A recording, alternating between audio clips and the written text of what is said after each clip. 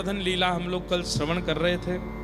इसी गोवर्धन लीला में भगवान ने माधवी पर कृपा की और वही माधवी मीरा बनकर के वृंदावन में प्रकट हुई। मेड़ता से मेवाड़ गई, मेवाड़ से पुनः मेड़ता आई और मेड़ता के बाद फिर वृंदावन आई। 25 वर्ष तक मीराबाई वृंदावन में रही। कितने वर्ष? लगभग 50-55 वर्ष की आयु होने पर मीराबाई अब विचार करने लगी, मैं क्या करूं।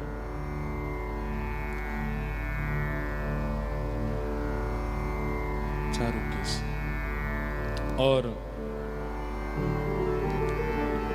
मीराबाई को एक दिन स्वप्न आया। बहुत ध्यान से सुनिए सब लोग। और मीराबाई ने स्वप्न में क्या दर्शन किया कि देव की मैया वसुदेव जी, जिनको वो अपना सास ससुर मानती हैं, मानती नहीं है ही, कलिकाल में भगवान ने मीराबाई से ब्याह किया है। तो मीराबाई के स्वप्न में आया कि देवकी और वसुदेव वो दोनों आपस में चर्चा कर रहे हैं कि 16,108 नहीं 16,109 बहुएं हैं हमारी, एक माधवी भी तो है। ये स्वप्न में देख रही है मीराबाई। तभी देवकी मैया कहती हैं नहीं नहीं 108 ही हैं, 16,108 ही हैं। बोले क्यों?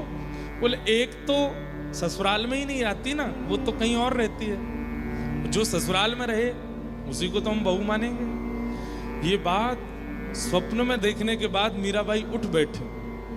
ध्यान से सुनिएगा। और मन में विचार करने लगी कि ये संकेत है मुझे कि अब मुझे ससुराल की ओर जाना चाहिए। और मीराबाई ने मन बना लिया कि अब मैं वृंदावन से द्वारिका जाऊंगी। और बाईसा निकल पड़ी। वृंदावन की स्थिति उस समय बताते हैं, या तो ठाकुर जी के मथुरा गमन पर वृंदावन इतना रोया होगा, या 25 वर्ष बाद आज जब मीराबाई वृंदावन से जा रही हैं, पूरे वृंदावन के संत वैष्णव भक्त व्रजवासी सब भावुक हो गए। कईयों ने आकर के प्रार्थना की। अच्छा, मीराबाई ने किसी को स्वप्न नहीं बताया, बस चल पड़ी। कईयों ने आकर के प्रार्थना की, है भाई साहब आप व्रज को कैसे छोड़ के जा सकती हैं, यहां तो आपके प्राण बसते हैं। भाई साहब कहती हैं मेरे प्राण यहां बसते हैं, पर मेरे प्राणनाथ भी तो व्रज से गए हैं, उनके भी तो प्राण वृंदावन में बसते थे। और शायद यही संकेत था कि अति प्रिय वस्तु, अति प्रिय स्थान, अति प्रिय व्यक्ति, कभी कभी उससे थोड़ी दूरी करनी चाहिए ताकि उसके प्रति प्रेम और प्रगाढ़ हो सके। आपको क्या लगता है कि वृंदावन छोड़ने में मेरी हालत खराब नहीं होती? मुझे बहुत पीड़ा है, मैं शायद जीवित ही ना रह पाऊं। ये वो वृंदावन है जिस वृंदावन के मार्ग की ओर चलती हुई मैं मूर्छित हो जाती हूं। उस वृंदावन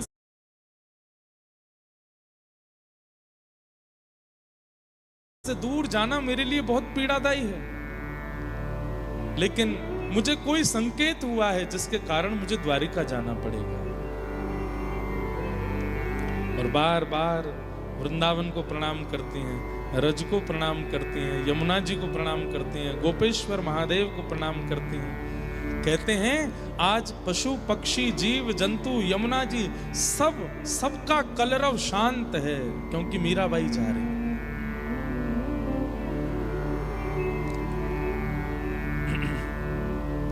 निकल पड़ी मीराबाई द्वारिका की ओर। वृंदावन के विरह में व्याकुल हो जाती हैं, रोने लगती हैं, कभी कभी वापस दौड़ने लगती हैं वृंदावन के लिए, लेकिन फिर संभाल करके फिर चल पड़ती हैं द्वारिका को। रास्ते में जितने स्थान पड़े हर स्थान पर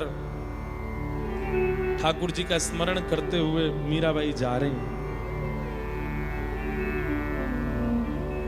और रास्ते में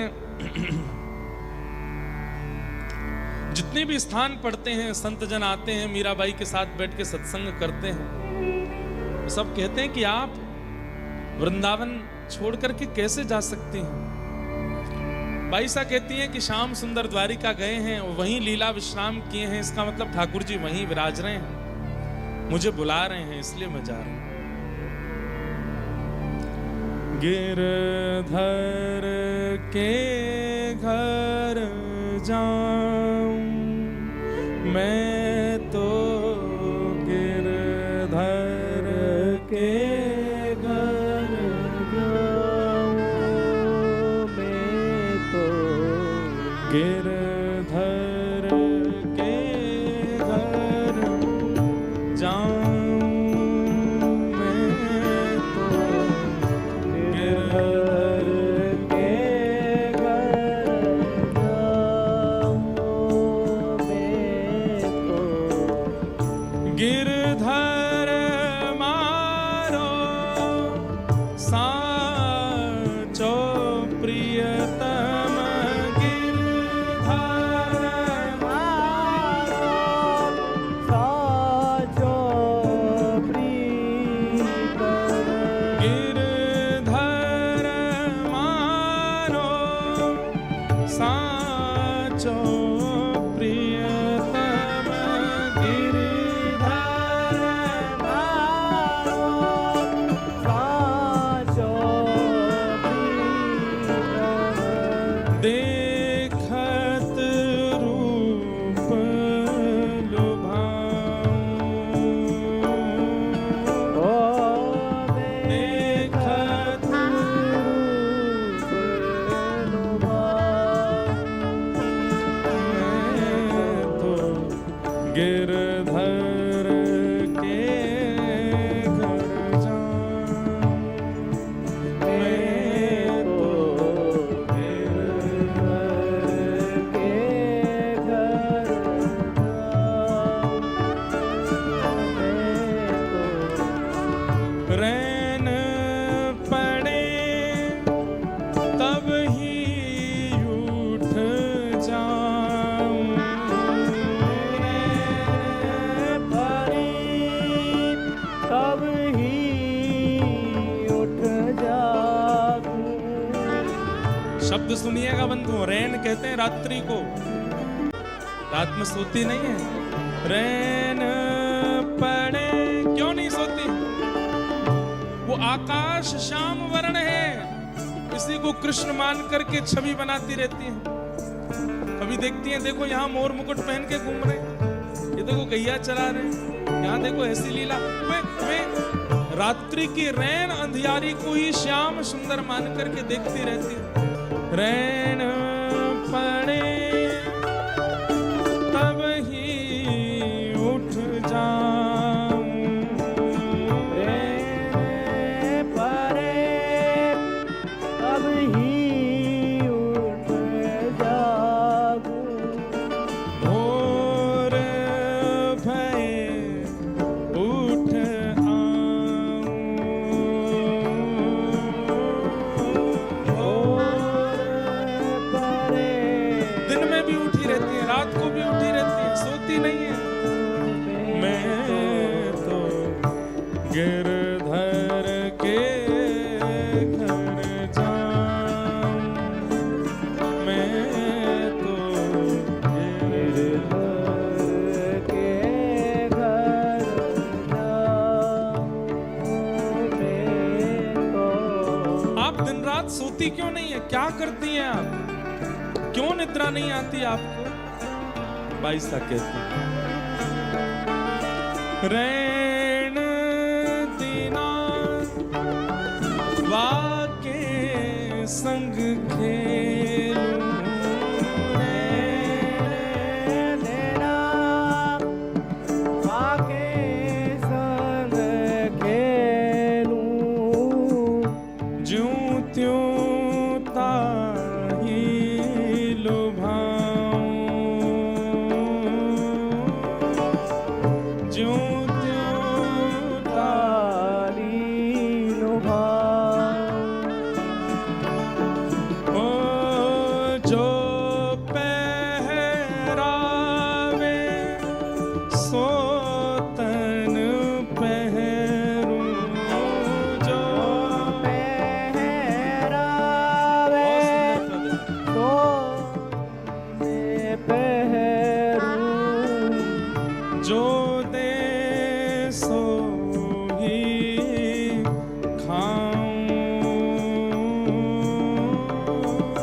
जो देवे सोई खाऊं। मैं तो गिरधर के घर जाऊं। मैं तो गिरधर के मैं तो गिरधर के घर जाऊं। मैं तो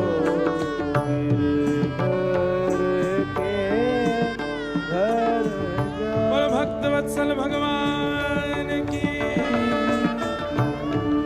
चलती जा रही हैं बाई साहिब द्वारिका की ओर।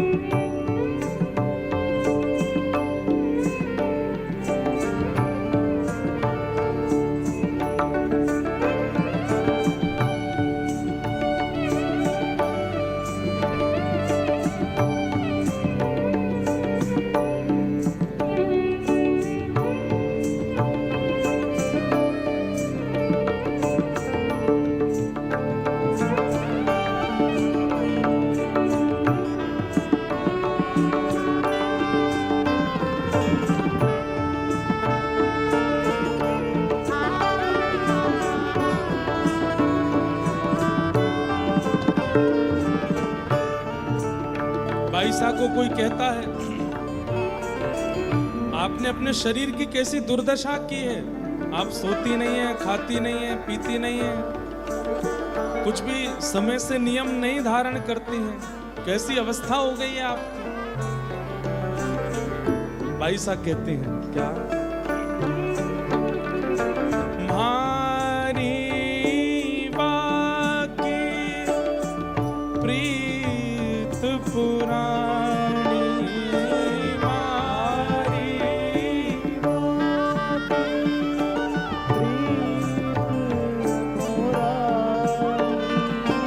उन बिन पल ना बिताऊं।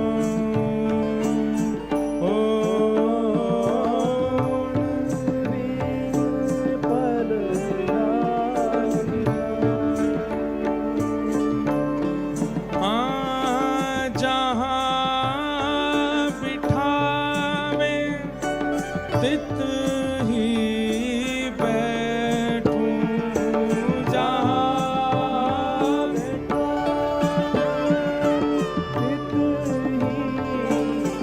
और क्या कह रही है बेचे तो बिक जाऊं।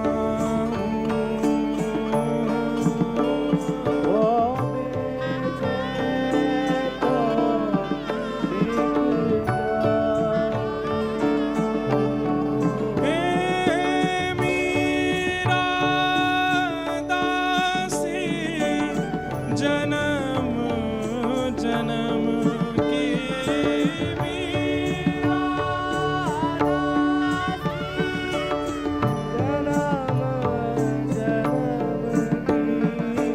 मीरा दासी जन्म जन्म की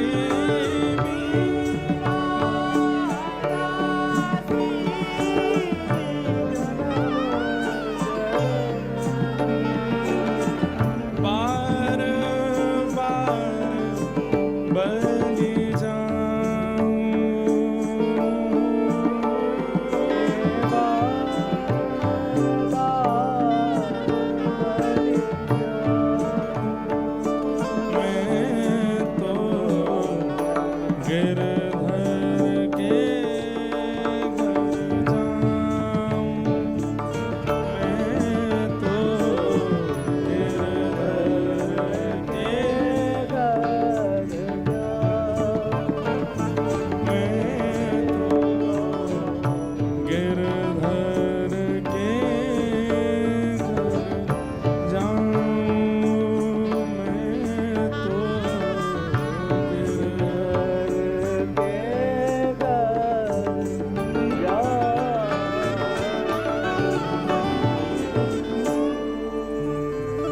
कह रहे हैं भाई साहब, जहां बिठावे तित ही बैठूं, बेचे तो बिक जाऊं, म्हारी वाकी प्रीत पुरानी, उन बिन पल न रहाऊं, मीरा दासी जन्म जन्म की बार बार बले जाऊं।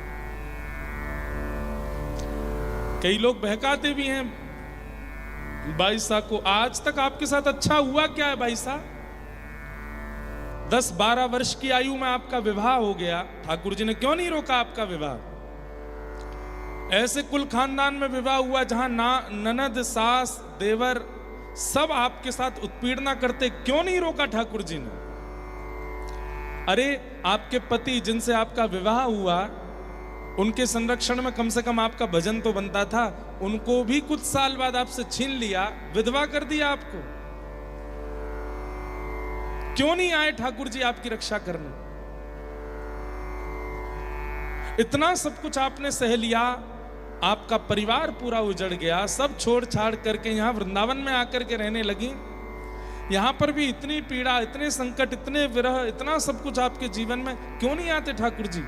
अरे अपने जीवन के 50 दशक पूरे कर चुकी हैं आप, अभी तक ठाकुर जी ने कृपा नहीं की। कितना लोगों ने बहकाया मीराबाई को, पर बाई सा कहती हैं, जैसे राखे तैसे रहूंगी, इससे भी ज्यादा अगर वो कुछ करेंगे मेरे साथ, मुझे वो भी स्वीकार है, पर उन्हें नहीं छोड़ूंगी। उनके बारे में कुछ अनर्गल विचार नहीं ला सकते चित्त में। हम आप सबकी भक्ति कैसी है, हमारी अनुकूलता के जरा सी विपरीतता अगर प्रकट हो जाती है, हम ठाकुर जी के भजन में अविश्वास प्रकट कर देते हैं। पर बाईसा ने तो जीवन भर केवल कष्ट देखा है, लेकिन फिर भी अविश्वास नहीं लाई है अपने चित्त में, और क्या गाने लग गई? जहां बिठावे तित ही बैठूं, और अंत में तो ऐसा शब्द बोल दिया कि अब इसके बाद बोलेंगी क्या? बेचे तो बिक जाऊं, मीरा दासी जन्म जन्म की, फिर भी चाहे जो हो जाए मैं तो बार बार बलि जाऊं, मैं तो गिरधर के घर जाऊं, मैं तो गिरधर। भाई साहब की एक बात सुनिएगा बंधु, अगर इन विपरीत अवस्थाओं से मैंने कृष्ण को छोड़ दिया होता तो मैं ये बात मान लेती कि वो भी मुझे नहीं चाहते। इन लोगों के बहकावे में आकर के विपरीत अवस्थाओं से अगर मैंने उनका त्याग कर दिया होता तो मैं ये मान लेती कि शायद वो भी मेरा चयन नहीं कर रहे हैं। पर इतनी अव्यवस्था, इतनी विपरीतता, इतने बहकावे, इतने लोगों के कहने ताने आने सब सुन करने के बाद भी मेरे चित्त में उनके प्रति प्रेम नहीं घटता है, इसका मतलब वो भी मुझसे प्रेम करते हैं। मैं कैसे छोड़ सकती हूँ उनको? मेरे साथ चाहे जो कुछ हुआ हो जीवन में, मेरे चित्त में कभी आया ही नहीं कि मैं उन्हें छोड़ दूं। अरे एक भक्त का स्वभाव होता है, वो अपने जीवन में घटने वाली घटनाओं को अपना प्रारब्ध मानता है। ठाकुर जी नहीं भेज रहे हैं उसके जीवन में कष्ट, बल्कि उन कष्टों से जूझने वाला जो बल है वो ठाकुर जी उसको दे रहे हैं। बाकी जो भी उसके जीवन में आ रहा है वो उसका प्रारब्ध है। बाईसा कहती है, मेरे साथ जो हुआ सब मेरा प्रारब्ध है, ठाकुर जी इसमें दोषी नहीं है, बल्कि उन्होंने तो मुझे बल दिया लड़ने का, जूझने का और हर स्थिति से आगे निकलने का। मैं उनको कैसे छोड़ सकती हूँ? और मीराबाई का आगमन द्वारिका में हुआ। जैसे ही द्वारिका पहुंची है महाराज, सबको तो नर नारी दिख रहे हैं, पर बाईसा को अरे घूंघट कर लेती हैं। सक में सखियां खड़ी, आप घूंघट क्यों कर? बलभद्र जी जा रहे हैं सामने से, बलराम जी जेठ जी हैं हमारे, जेठ जी जा रहे हैं। सब सखियां कहती हमें तो दिख नहीं रहे। अरे वो गए ना, अरे वो सामान्य व्यक्ति हो। नहीं नहीं, बलभद्र जी हैं। थोड़ी दूर गई तो वहां कोई ऐसे ही सामान्य बैठा था, प्रणाम करने लगी। सबने पूछा कौन है? वसुदेव जी हैं, ससुर जी हैं, प्रणाम कर, आशीर्वाद दे रहे हैं। बोलने लगती हैं, आप आशीर्वाद नहीं देंगे? मैं इतने वर्ष बाद आपकी बहू आई हूं। सुनने वाले भी चौंक जाते हैं, ये कैसी बात करती हैं। बंधु एक बात तो समझनी पड़ेगी, भगवान स्वयं अपने भक्तों का परिचय देते हुए कहते हैं, वाक् गदगदा द्रवते यस्य चित्तम रुदत्य भिक्षणम हसति क्वचिच्च विलज्ज उद्गायत नृत्यते च मदभक्ति युक्तो भुवनम पुनातु। अपने भक्त का परिचय देते हुए ठाकुर जी कहते हैं, मेरा भक्त कौन है? बोले वाक् गदगदा द्रवते यस्य चित्तम, जिसकी वाणी कभी गदगद हो जाती हो, जिसका हृदय कभी द्रवित हो जाता हो, जिसके नेत्रों से कभी भी आंसू आ जाते हो, जो कभी भी मेरे कीर्तन का स्मरण करके नृत्य करे, कभी भी हंसने लगे, कभी भी रोने लगे, जड़ चेतन किसी से भी बात करने लगे, मदभक्ति युक्तो, वो मेरा भक्त है। संसारी भाषा में उसको पागल कहते हैं जो इस प्रकार की हरकत करता है, परंतु ठाकुर जी कहते हैं वो मेरा भक्त है, क्योंकि मेरे भक्त की स्थिति ऐसी हो जाती है, वो जड़ चेतन किसी को अन्य नहीं मानता, एक ही मानता है।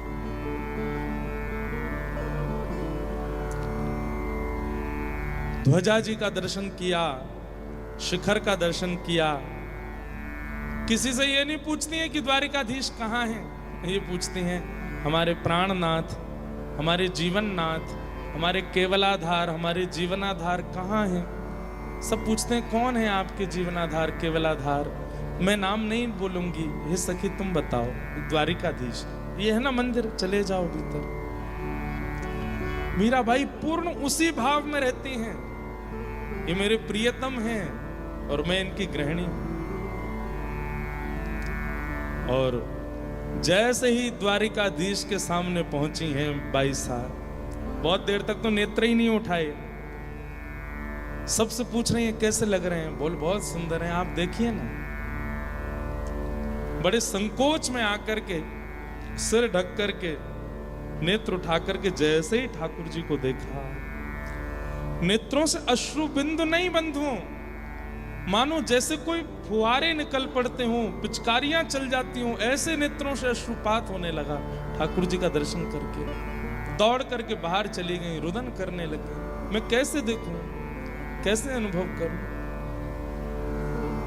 सखियां बहुत समझाने लगी, लेकिन वो सामान्य बातों से समझती नहीं थी। तब उनको लीला की बात ही कहनी पड़ती थी। आप रोएंगी तो उनको कितना कष्ट होगा, आप उनकी गृहिणी है ना, आप रुदन करेंगी तो कितनी पीड़ा में आ जाएंगे। ये सुन करके बाई सा समझ जाती, हाँ नहीं उनको पीड़ा नहीं देनी, उनको तो सुख देने आई हूं, चलिए ना दर्शन करो। बाई साहब पुनः जाती हैं, ठाकुर जी का दर्शन करती हैं।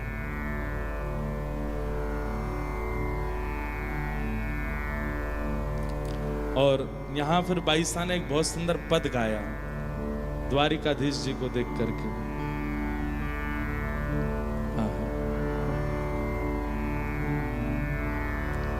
मारो मन हर लीनो रण छोड़, मारो मन हर लीनो रण छोड़, द्वारिका को राजा है राम रण छोड़, द्वारिका को राजा है राजा रण छोड़, मारो मन हर लीनो प्यारो रण छोड़, मारो मन हर लीनो प्यारो रण छोड़, मारो मन हर लीनो राजा रण छोड़, मारो मन हर लीनो राजा रण छोड़, द्वारिका को राजा है माखन चोर, द्वारिका को राजा है गाइए भाव से। मारो मन हर लीनो रण छोड़, मारो मन हर लीनो रण छोड़, मारो मन हर लीनो रण छोड़, मारो द्वारिका को राजा है माखन चोर, द्वारिका को राजा है माखन। मोर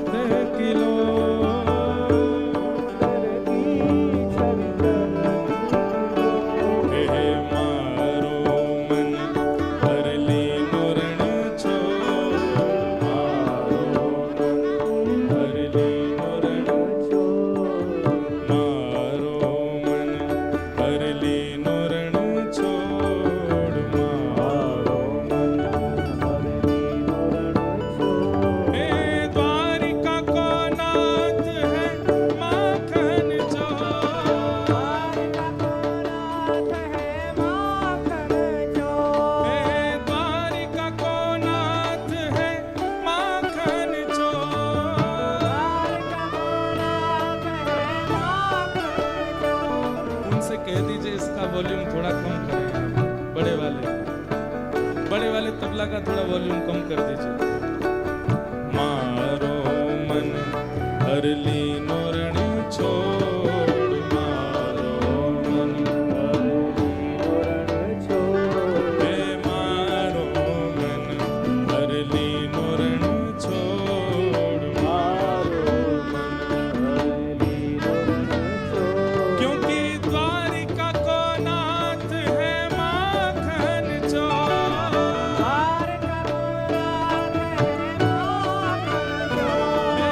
द्वारिका को नाथ है माखन चोर,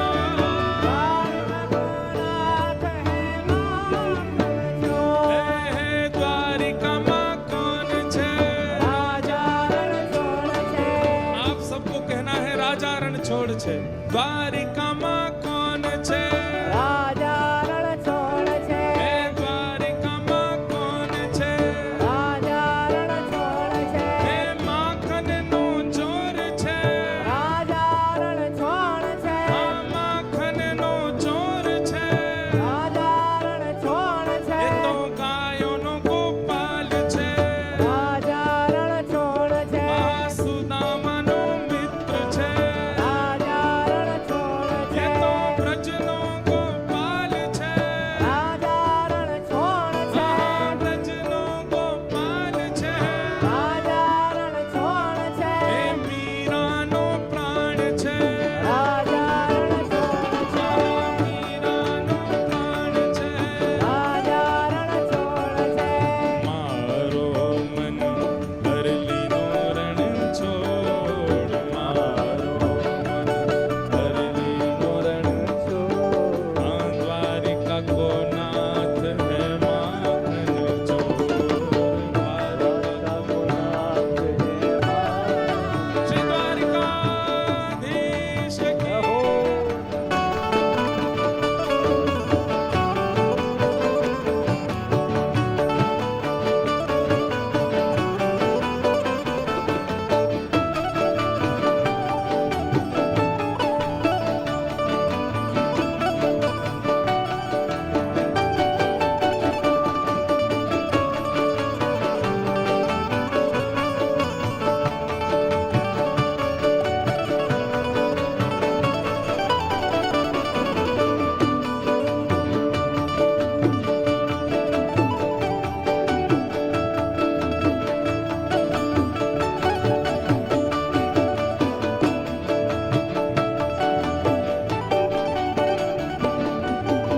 चरण पखारे रत्नाकर री, चरण पखारे, रत्नाकर किसको कहते हैं, रत्नाकर माने समुद्र, रत्न जिसमें रहते हैं उनको समुद्र देवता को रत्नाकर कहते हैं। द्वारिकाधीश जी के बिल्कुल सामने समुद्र देव हैं, इसलिए कह रही हैं हे चरण पखारे रत्नाकर री, चरण पखारे,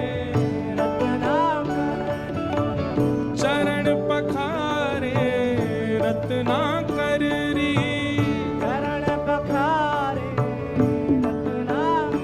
हे धारा गोमती जो, धारा गोमती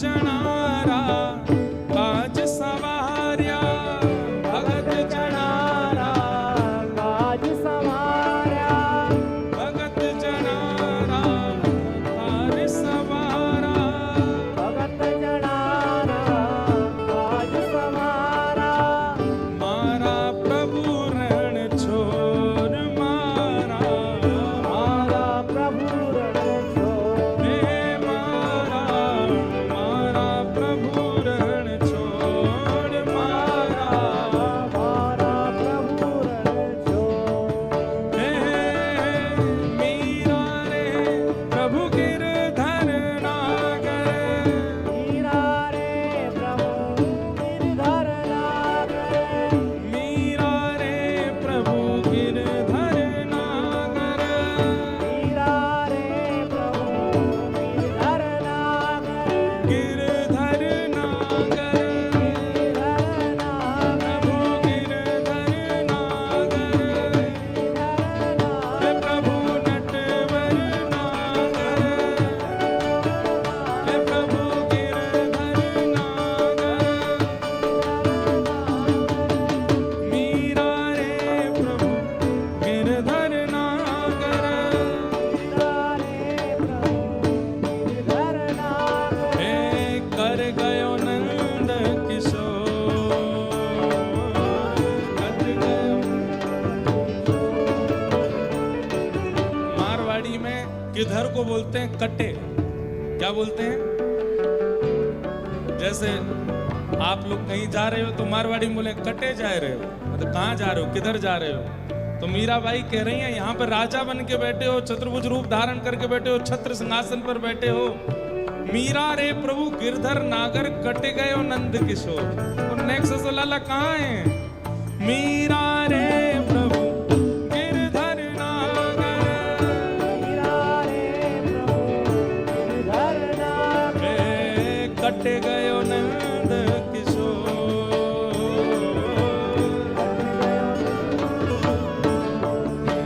सुनो, कट गए हो नहीं कटे गए हो, वो एक ही मात्रा है, कटो नहीं है, कटे चलो गए। मीरा रे प्रभु गिरधर नागर हे कट गयो नंद किशोर।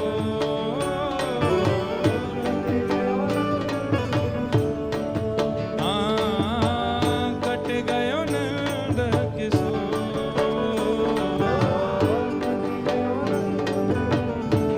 आइए हे मारो मन हर लीनो राजा रण छोड़ मारो मन हर लीनो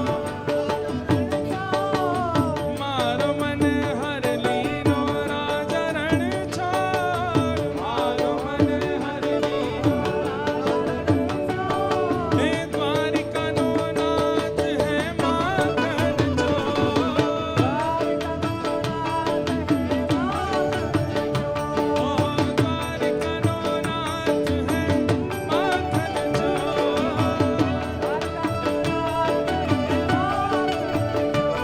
हे मारो मन हर लीनो राजा रण छोड़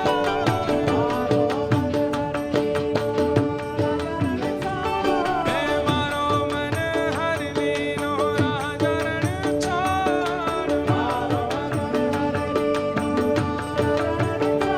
हे द्वारिका नो नाथ है माखन चोर हे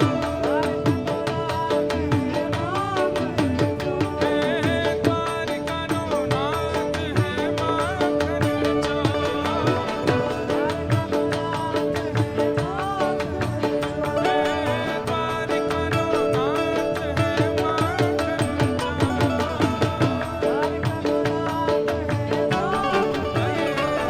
हे द्वारिका मां कौन छे द्वारिका मां कौन छे हे मंदिर मां कौन छे। आप सब लोग भले ही पंजाब में हैं पर हमारे द्वारिकाधीश तो गुजरात गए हैं, नेक थोड़ी गुजराती बोलो, जोड़ते गाओ हे द्वारिका मां कौन छे हे राधा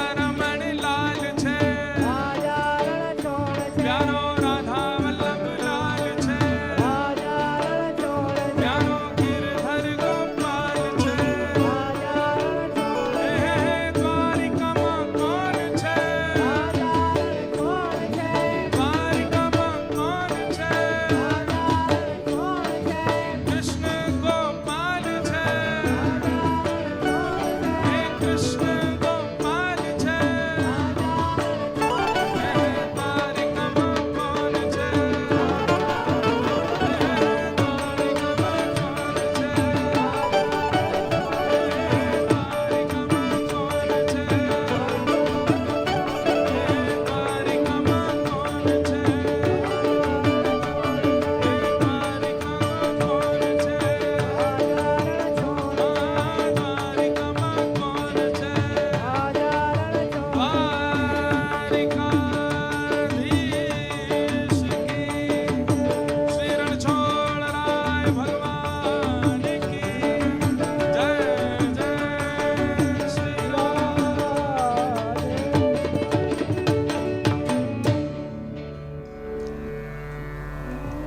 मारो मन हर लीनो रण छोड़ मारो मन हर लीनो रण छोड़ द्वारिका को नाथ है माखन चोर द्वारिका को नाथ है माखन ओ द्वारिका नाथ है माखन चोर द्वारिका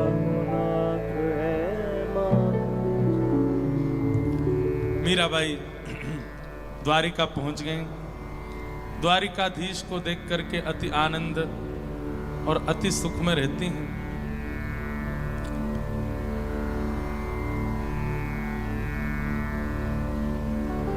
द्वारिका में बाईसा लीला कर रही हैं।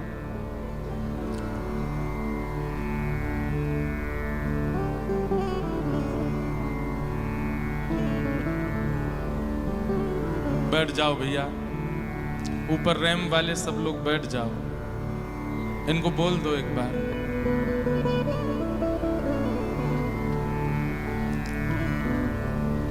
बाईसा द्वारिका पहुंची। द्वारिका में जाकर के नित्य बाईसा इसी भाव में रहती हैं कि द्वारिकाधीश उनकी ससुराल है और अब वो ससुराल आई है। थोड़ा आनंद, थोड़ा सुख उनके चित्त को होने लगा। कहते हैं कि रुक्मणी जी, मित्रविंदा जी, जामवती, सत्यभामा सब आती हैं बाईसा के पास। भगवान की जितनी पत्नियां हैं सब आती हैं, लेकिन बाकी सबको लगता है कि सामान्य कोई कन्या आई है, सामान्य कोई स्त्री आई है, पर बाईसा पहचान जाती हैं कि ये सामान्य नहीं है, ये मित्रविंदा है। ये सब ठाकुर जी की पत्नियां मिलने आती हैं। वसुदेव जी आते हैं, देवकी मैया आती हैं, रोहिणी मैया आती हैं, सब मिलने आते हैं बाईसा से। कहते हैं एक बार महादेव भी आए और महादेव ने आकर के बाईसा को फिर कुछ भाव सुनाए, उससे बाईसा अति प्रसन्न हुई। इस प्रकार बाईसा का जीवन चल रहा था, लेकिन तभी ठाकुर जी सब कुछ बिल्कुल व्यवस्थित रहने देते नहीं हैं।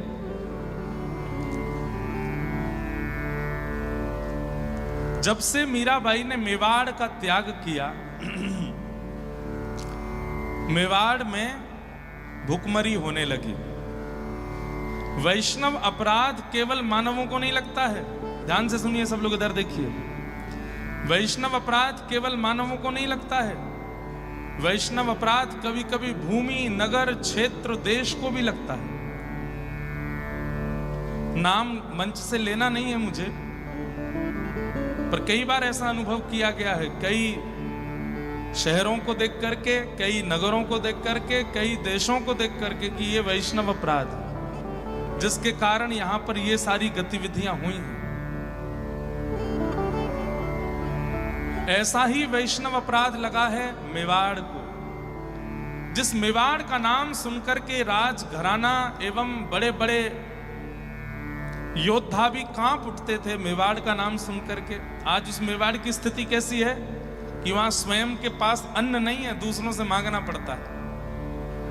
और ये अपराध लगा है मेवाड़ को मीराबाई का तिरस्कार करने पर। कितनी पीड़ा दी है राणा ने, विष पिलाया, सर्प से डसवाया, सिम भेज दिया, और कई तो हमने मंच से बताए नहीं है, कई और भी क्रियाएं की। मन चले व्यक्तियों को भेज दिया, जाओ अर्धरात्रि में मीराबाई के कक्ष में जाकर के दुर्व्यवहार करो उनके साथ। ऐसा ऐसा तक भी भाव रखा है राणा ने। भरी सभा में मीराबाई कीर्तन कर रही हैं और वहीं सभा में कोई व्यक्ति दुष्प्रचार कर रहा है मीराबाई का। ऐसे ऐसी षड्यंत्र किए मीराबाई के प्रति। ये सब वैष्णव अपराध है। अरे यहां मन में किसी वैष्णव के बारे में गलत सोचने ना अपराध माना जाता है, यहां तो मीराबाई के साथ किया गया है। और इन सब अपराधों का भुगतान पूरा मेवाड़ कर रहा है। वर्षों बीत गए हैं, मेवाड़ में वर्षा नहीं हुई है, खेती बाड़ी हो नहीं पाती है, सूखा पड़ गया है, लोग पलायन कर रहे हैं, दूसरे राजाओं से आश्रय मांग रहे हैं। राणा संभाल नहीं पा रहा अपने नगर को। तब एक बहुत बड़े ज्योतिषाचार्य को बुलाया, एक बहुत बड़े संत को बुलाया और उनसे पूछा, महाराज कई बार बड़े बड़े घर के लोग संतों को तब बुलाते हैं जब खूब सारे अपराध हो जाते हैं उनसे, और अपराधों के बदले उनके साथ जब होने लग जाते हैं, गलत गलत होने लगता है, हर प्रकार की स्थिति करके देख ली, किसी से भी फायदा नहीं मिला, तो फिर संतों से बोलते हैं क्यों हो रहा है महाराज जी बताइए। पहले कभी कथा नहीं सुनी, पहले कभी वैष्णवों का संग नहीं किया, पहले कभी संतों को प्रणाम नहीं किया, पहले कभी वैष्णवों को वंदन नहीं किया, पहले केवल हमेशा उनके प्रति दुर्भाव रखा। सब अच्छा अच्छा होता है ना तो वैष्णव अच्छे नहीं लगते, लेकिन जब सब विपरीत होने लगता है, पंडित जी हाथ देख लो, कुंडली देख लो, ये देख लो, हमें कुछ बता दो, हमारे यहाँ कुछ कर दो, कैसे होगा, भगवान का कौन सा मंत्र कर लें, यंत्र कर लें।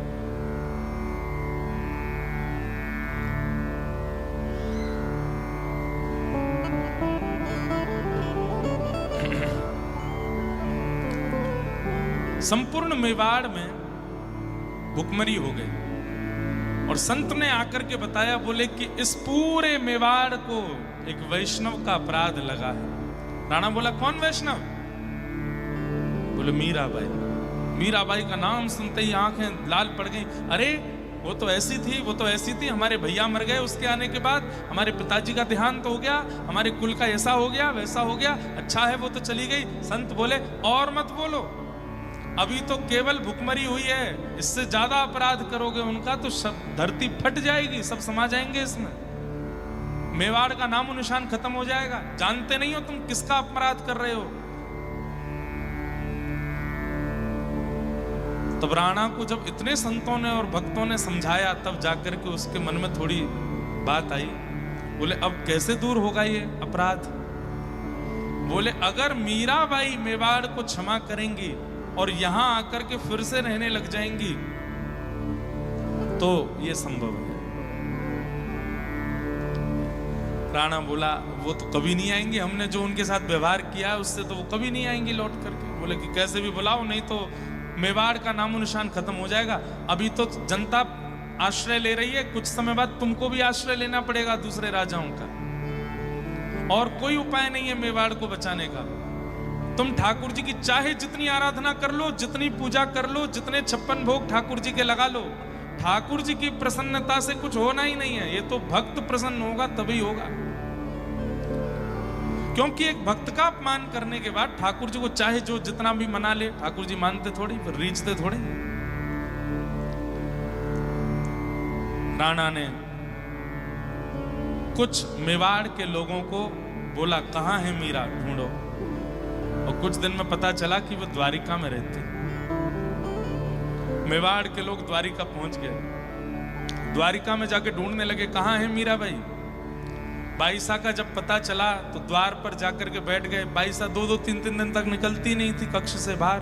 3 दिन बाद निकल कर के आई तो देखा भूखे प्यासे व्याकुल स्थिति में मेवाड़ के लोग बैठे। बाईसा बोली आप सब? तो सब मारवाड़ी बोलने लगे, सब अपना परिचय देने लगे। तो बाईसा बोली आप सबको मैं प्रणाम करती हूँ, आप हमारे ससुराल से आए हैं, सबको वंदन, मैं क्या सेवा करूं? सबने बताया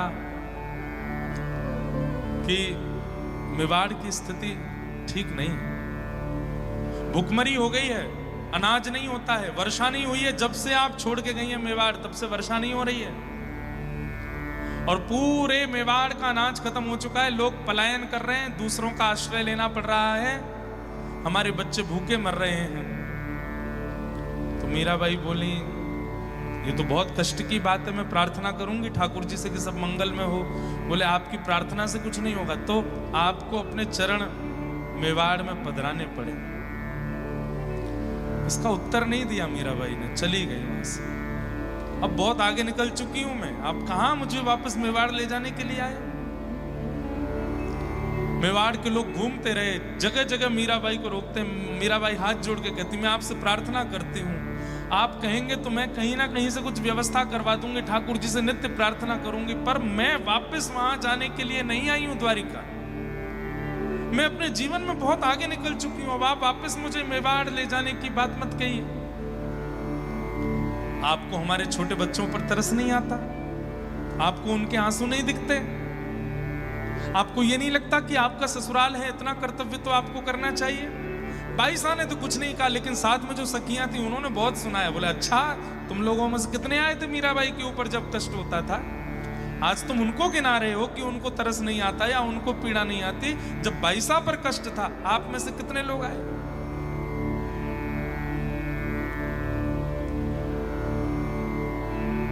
कुछ दिन पहले बापू की कथा सुन रहा था, तो बापू अपनी कथा में कह रहे थे, एक शायरी जैसी सुनाई। मुझे शायरी आती तो नहीं है, ना याद होती है।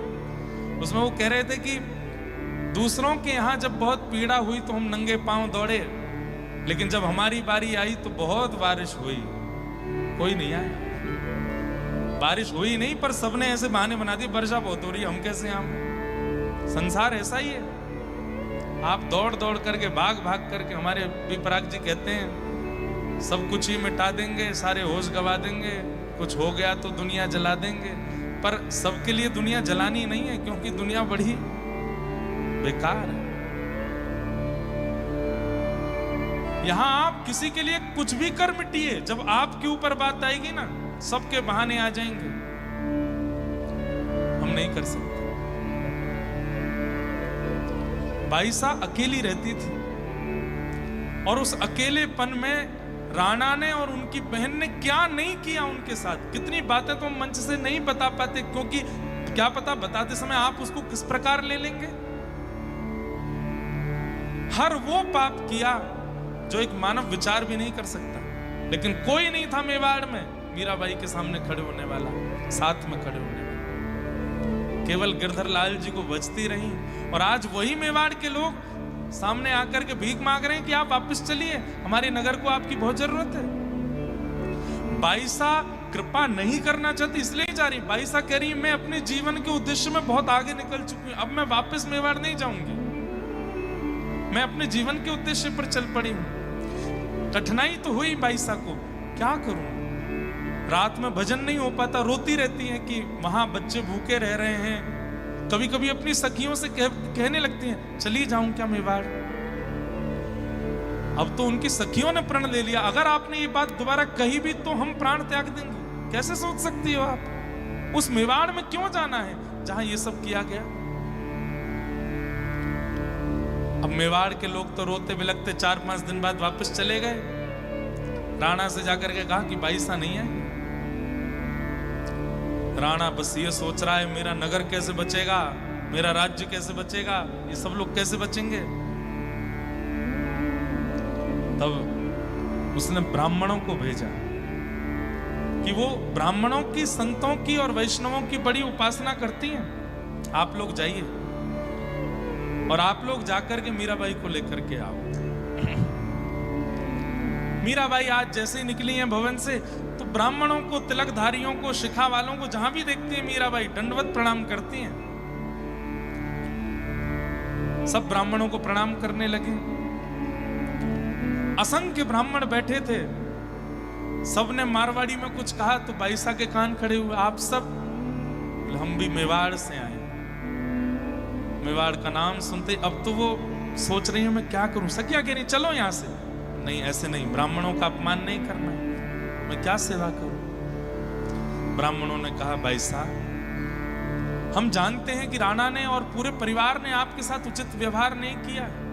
भाई साहब बोली मुझे उसका बिल्कुल कष्ट नहीं है, आप बिल्कुल विचार मत कीजिए। सब लोग इधर देखिए, बहुत ध्यान से सुनिए। ये मीराबाई के अब जीवन काल का अंतिम क्षण चल रहा है। ठाकुर जी कितनी, कभी कभी गुस्सा तो आता है लाल जी पे कि कितना खेलते हो आप। अब मीराबाई ऐसी स्थिति में फंस गई है, मैं क्या करूं। ब्राह्मण लोग हाथ जोड़ने लगे, नेत्रों से अश्रुपात करने लगे, बोले हम भीख मांग रहे हैं आपसे। क्या? मेवाड़ चल। भाई सा कह रही आप ऐसा मत कीजिए, मेरी स्थिति भी तो समझिए। मैं अपने जीवन के एक उद्देश्य में आगे निकल चुकी हूं, मैं नहीं कर सकती। ब्राह्मणों ने थोड़ी देर तो अनुनय विनय किया, और जब मीराबाई नहीं मानी तो ब्राह्मण अनशन व्रत पर बैठ गए कि हम प्राण त्याग देंगे यहां पर अगर आप वापस मेवाड़ नहीं गई तो। थक चुकी हैं अब मीरा, हार चुकी हैं,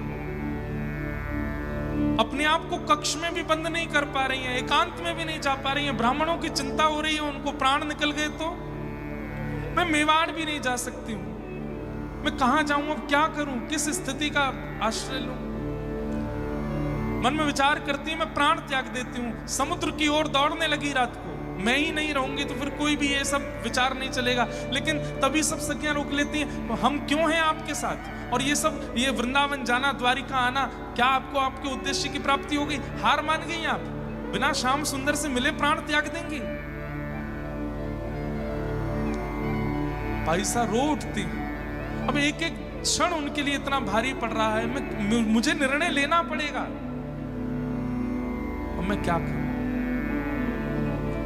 बंधुओं, आज तक कभी मीराबाई ने ठाकुर जी से नहीं पूछा कि मैं क्या करूं, लेकिन आज मीराबाई जा रही है, और ये मीराबाई का अंतिम दिन है आज। भाई साहब सुबह सुबह निकली हैं मंगला में, और पता है आपको 100, 150, 200 ब्राह्मण नहीं है, हजारों ब्राह्मण आए हैं मेवाड़ से। और उन सब ब्राह्मणों को मीराबाई प्रणाम करके कहती हैं चलिए द्वारिकाधीश से मैं आज्ञा लेती हूँ, यदि वे आज्ञा कर देंगे तो आज इसी वक्त मेवाड़ जाऊंगी, और मेवाड़ में जाकर के जैसा आप कहेंगे वैसा करके वहीं प्राण त्याग दूंगी। और यदि वे आज्ञा नहीं देंगे तो वही जाने अब वो क्या करेंगे। चलिए, सुबह सुबह मंगला का समय है, सब ब्राह्मण जन खड़े हैं। द्वारिका के लोग, जैसे वृंदावन के लोग मीराबाई से प्रेम करते हैं, ऐसे द्वारिका के भी करने लगे। सब बाईसा से कह रहे हैं कि बाईसा मेवाड़ मत जाओ। बोले मैं तो क्या ही बताऊं, अब ये कितना खेल खेलते हैं, अब मैं ऐसी स्थिति में हूं कि मुझे आज निर्णय लेना पड़ेगा। सुबह सुबह का समय है, 5:30, 6 बजे होंगे, और मंगला आरती के लिए जैसे ही कपाट खुले हैं, मीराबाई आज पहली बार प्रश्न चिन्ह के साथ द्वारिकाधीश को देख रही हैं, और मन में बस ये पूछ रही हैं कि मैं हार चुकी हूं, मैं थक चुकी हूं, अब मुझसे और नहीं हो रहा है नाथ।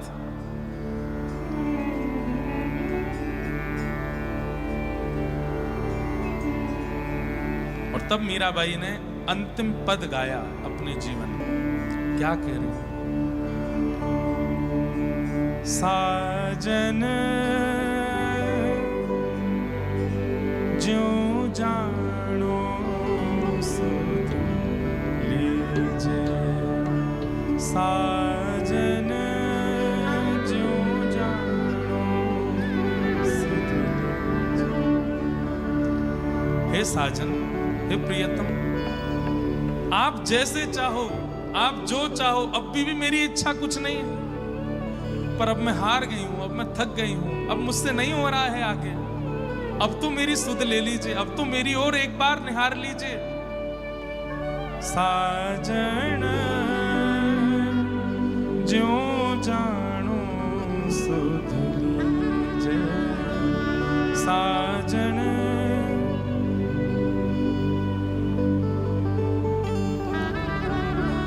तुम बिन मेरे और न कोई, तुम बिन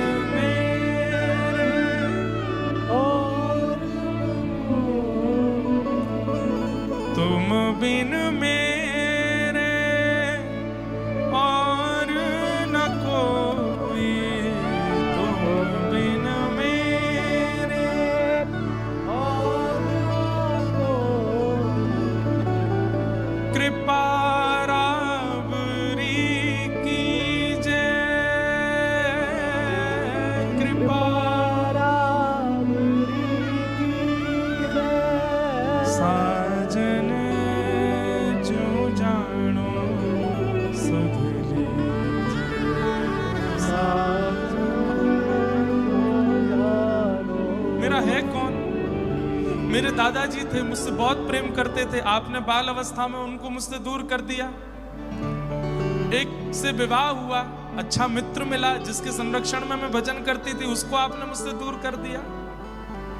मैंने मन में विचार किया कि मैं जिसको अपना मानती हूं आप उसको मुझसे दूर कर देते हो। उसके बाद मैंने अपना किसी को माना ही नहीं, केवल आपको माना।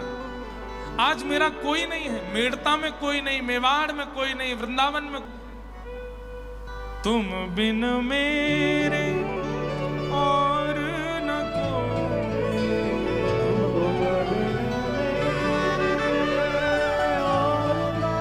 मेरा और कोई नहीं है नाथ। कृपा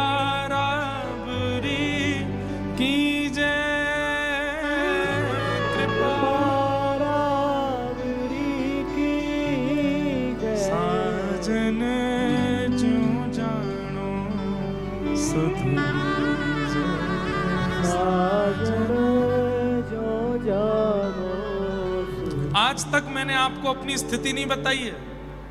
आज तक मैं कैसे रहती हूँ, कैसे सोती हूँ, क्या खाती हूँ, क्या करती हूँ, कुछ नहीं बताया। आज पहली बार बता रही हूँ मेरी स्थिति क्या है। दिवस न भूख रैन नहीं निद्रा, दिवस न भूख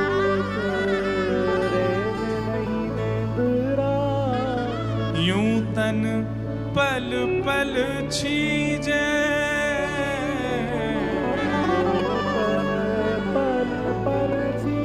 मुझे नींद नहीं आती है, मुझे भोजन की भूख नहीं लगती, लेकिन मैं सोती इसलिए हूं, सोऊंगी तो शरीर स्वस्थ रहेगा। क्या पता कल आप मुझे मिल जाओ, इसके लिए मेरा स्वस्थ होना जरूरी।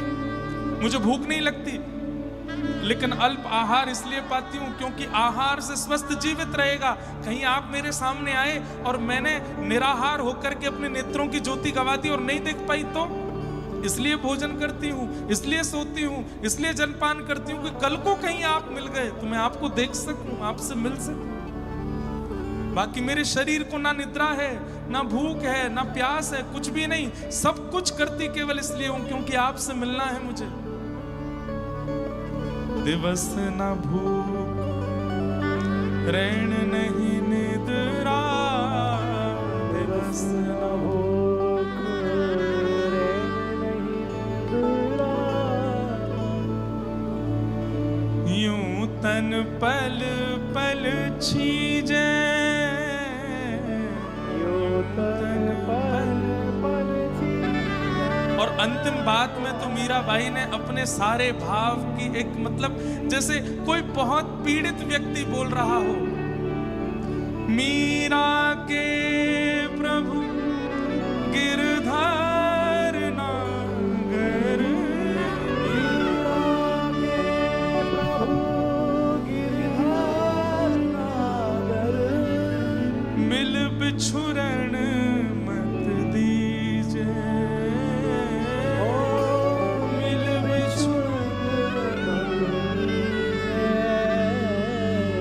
मेवाड़ से, मेड़ता से मेवाड़ चली गई, मेवाड़ से वृंदावन आ गई, अब मैं द्वारिका आ गई, अब मुझे वापस मेवाड़ नहीं जाना।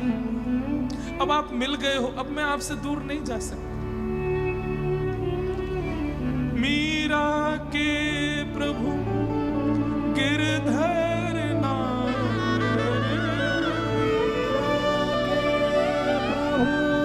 गिरधर नागर, मिल बिछुरण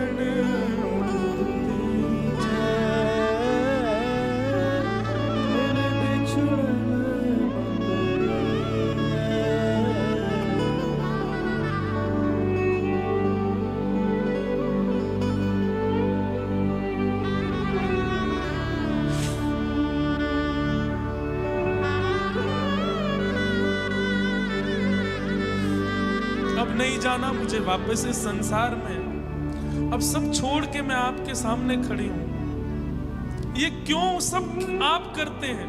ये ब्राह्मणों का दोष नहीं है, ये मेवाड़ का दोष नहीं है। आप क्यों इतने निष्ठुर हैं मेरे लिए? मैंने कहां कोई कमी छोड़ी है आपसे प्रेम करने में, अपना भाव प्रस्तुत करने में? क्यों मेरी इतनी परीक्षा लेते हैं आप? साजन जो जानो साजन जो जानो मीरा के प्रभु गिरधर नागर, मीरा के प्रभु गिरधर नागर, मिल बिछुरन मत दीजे, मिल बिछुरन मत दीजिए। और जैसे ही मीराबाई ने कहा मिल बिछुरन मत, बस इसी की टेर लगाने लगी, चिल्ला चिल्ला करके कह रही है मिल बिछुरन मत दी। अब मिल गए हो आप मुझे, अब मुझे वापस मत भेजिए। ये क्या मेवाड़ का आपने मेरे सामने एक प्रस्ताव रख दिया है, अब मुझे वापस नहीं जाना संसार में। जैसे ही मीराबाई बार बार कहने लगी मिल बिछुरन मत दीजिए, मिल बिछुरन मत दीजिए, मिल बिछुरन मत दीजिए, द्वारिकाधीश की मंगला आरती चल रही थी। श्री द्वारिकाधीश एक पोशाक में और सामान्य सी आभूषण नहीं पहने हुए द्वारिकाधीश ने। सुबह सुबह भोर का समय, ठंडी ठंडी ब्यार चल रही है, सूर्य धीरे धीरे उदय हो रहे हैं, हल्की हल्की अंधियारी है, हल्का हल्का उजाला है। हजारों लोग मीराबाई के निर्णय के लिए खड़े हैं, आज क्या निर्णय होगा। और मीराबाई बस अपलक नेत्रों से द्वारिकाधीश को देख रही हैं। मीरा के प्रभु गिरधर नागर, मिल बिछुरन मत दीजिए। और जैसे ही मिल बिछुरन मत दीजिए बार बार बोलने लगी, इतने में ही सहरा पहन करके, गले में सुंदर मालाएं धारण करके, नव दुल्हा का रूप धारण करके श्री द्वारिकाधीश प्रकट हो गए हैं। मानो एक दिव्य सूर्य की किरण जैसी आ गई हो। एक क्षण के लिए सबको लगा कि ठाकुर जी ने मानो सर्वांगन श्रृंगार किया, और अचानक इतना तेज मंदिर के अंदर से आया, सबने अपने नेत्र बंद कर लिए, कोई भी उस तेज को देख नहीं पा रहा है। किसी ने हाथ की ओट ली है, किसी ने हाथ रख लिए हैं, कोई अपने आप को छुपा रहा है। इतना तीव्र तेज मंदिर में प्रकट हुआ, कोई नहीं देख पाया। एक क्षण के लिए तेज प्रकट हुआ, और जैसे ही तेज विश्राम हुआ, तभी क्या देखते हैं कि बाईसा द्वारिकाधीश के गर्भगृह में है।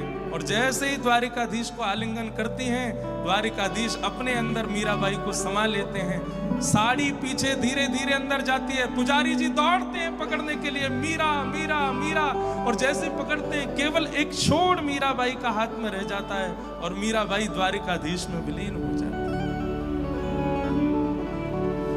बोलो द्वारिकाधीश की। आज भी मीराबाई का वो इतना छोड़ द्वारिकाधीश के श्री अंग से बाहर है।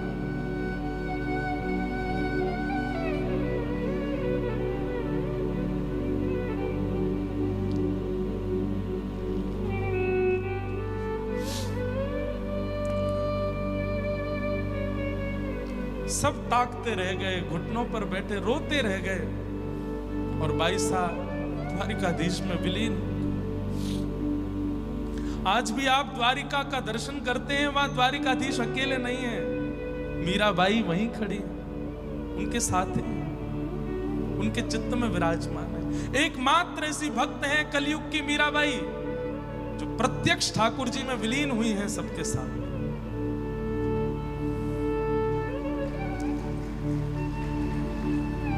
ऐसी भक्तिमती मीराबाई, जिन्होंने जीवन अपना संपूर्ण समर्पित किया ठाकुर जी के भजन में, और पूरा द्वारिका साक्षी रहा इस दृश्य का। बोलो भक्त वत्सल भगवान की। साजन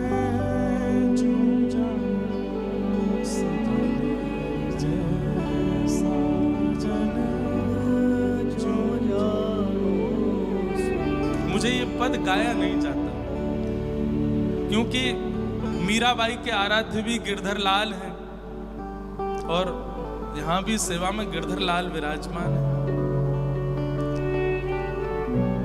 कभी कभी लगता है कि मेरी सेवा भी ऐसी है कि मुझे सबके बीच में जाना पड़ता है, सबके बीच रहना पड़ता है, और सबके समय देने की वजह से उनसे थोड़ा सेवा से दूर रहना पड़ता है। मन में भाव आता है अब आप मिल भी गए हैं पर मिलते भी नहीं हैं, हो भी गए हैं मेरे, लेकिन सेवा ऐसी है कि रहना पड़ता है दूर। मीराबाई भी तो इसी असमंजस में है कि सेवा भी चाहती है, वो तो नहीं चाहती कि मेवाड़ में भुखमरी हो, पर अब मिल गए हैं, मैं कैसे वापस संसार में जाऊं। लेकिन आज द्वारिकाधीश प्रकट हो गए और पता है द्वारिकाधीश कभी भी मीराबाई के सामने सामान्य रूप में आए ही नहीं, हमेशा दुल्हा बन करके ही आए, सहरा पहन करके आए। जब मीराबाई को लेने के लिए आए उस समय भी द्वारिकाधीश सहरा पहन करके आए, जबकि मंगला में किसी भी मंदिर में ठाकुर जी श्रृंगार नहीं धारण करते, लेकिन द्वारिकाधीश आज पूर्ण श्रृंगार करके आए और दुल्हा बन करके मीराबाई को अपने साथ लेकर के गए। ऐसे भक्तिमती मीराबाई को हम बारंबार प्रणाम करते हैं, बारंबार उनको वंदन करते हैं और बस यही प्रार्थना करते हैं कि मीराबाई ऐसे ही हमारे चित्त में प्रेम प्रकट करें। जब मीराबाई प्रवेश कर गई द्वारिकाधीश में, द्वारिका के लोग उच्च स्वर में एक भाव गाने लगे। नृत्य नूपुर बांध के गावत ले करताल, नृत्य नूपुर बांध के गावत ले करताल, देखत ही हरि में मिली तृण समगनी संसार, देखत ही हरि में मिली तृण समगनी संसार। मीरा को निज नील किए नागर नंद किशोर, मीरा को निज लीन किए नागर नंद किशोर, जग प्रतीत हितनाथ मुख रयो चूनरी छोर। पूरे विश्व को पता लगे कि मीरा कहाँ है, इसलिए थोड़ी सी चुनरी का वह हिस्सा ठाकुर जी के बाहर ही रह गया। जग प्रतीत हितनाथ मुख रयो चूनरी छोर। ऐसे हमारे द्वारिकाधीश बाईसा को अपने में विलीन कर लेते हैं। ऐसे बाईसा के पावन चरित्र को हम बारंबार प्रणाम करते हैं। ये सौभाग्य मिला कि यहाँ आप सबके मध्य में मीराबाई के मधुर भाव को सुनाने का अवसर प्राप्त हुआ। ऐसे मीराबाई को हम बारंबार वंदन करते हैं। बोलो भक्तिमती मीराबाई की। एक कोई सुंदर पद गा करके मीराबाई को हम प्रणाम कर लेते हैं।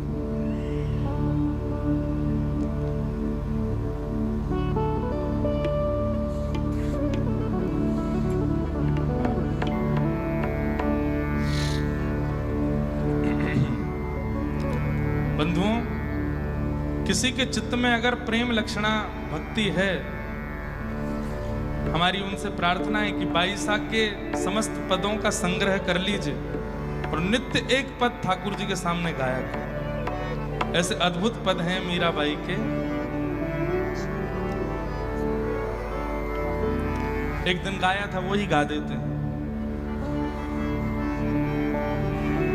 ओ मैं तो गोविंद गुण गासूं, राणा जी रूठे तो मने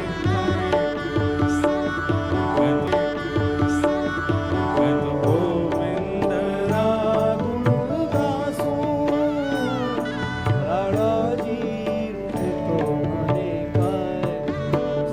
अभी शरद पूर्णिमा आ रही है और ये शरद पूर्णिमा मीराबाई का जन्मोत्सव है। आप सब लोग शरदोत्सव किस रूप में मनाते हैं पता नहीं, पर इस बार चंडीगढ़ वाले शरद पूर्णिमा के दिन जरूर अपने ठाकुर जी के सामने इस पद को गा करके नाचिएगा। और राणा कौन है? राणा मतलब संसार। मैं तो गोविंद गुण गासूं, राणा जी रूठे तो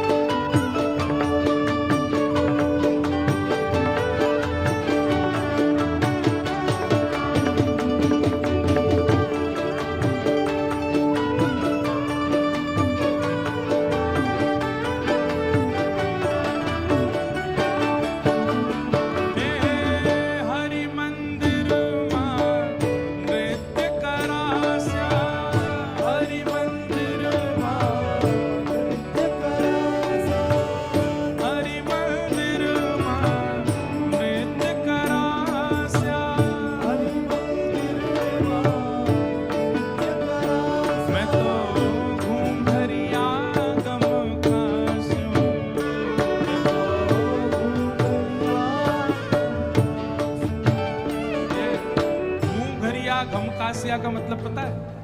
मैं तो घुंघरू पहन के नाचूंगी, खूब पूरा मंदिर चहक उठेगा मेरे घुंघरूओं की ध्वनि से।